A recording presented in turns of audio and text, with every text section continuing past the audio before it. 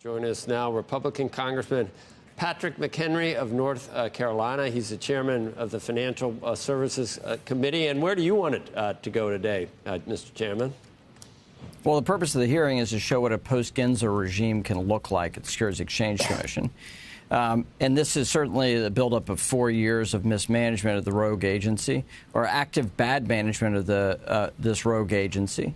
What we want to do is provide clarity on what it should look like, with a balance on more towards capital formation than taking ad hoc action to sue people and to make headlines, but to actually provide some level of clarity for investors. That's what we want in a post-Gendler regime, and that's what we hope to highlight today in today's hearing. When is there going to be a post-Gendler regime? Well, we're going to find that out. We've got two presidential candidates, and we want to hear from them on these issues of capital formation, both for crypto, for market certainty. We don't know the Harris approach. It could be the Biden approach, since she is the vice president in this administration. We know the Trump approach with the Clayton regime was a very solid one at the SEC, and markets flourished.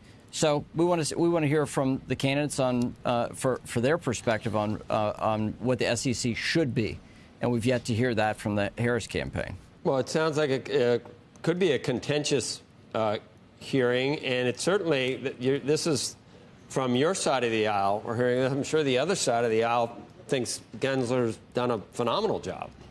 Well, not all of them. In fact, we've had bipartisan opposition to many of his acts as chair of the SEC. We had in FIT 21 our market structure bill for crypto. We had 71 Democrats vote with all the House Republicans, 2/3 of the House voting in favor of this regime, which is, I think, a large rebuke of his actions when it comes to crypto.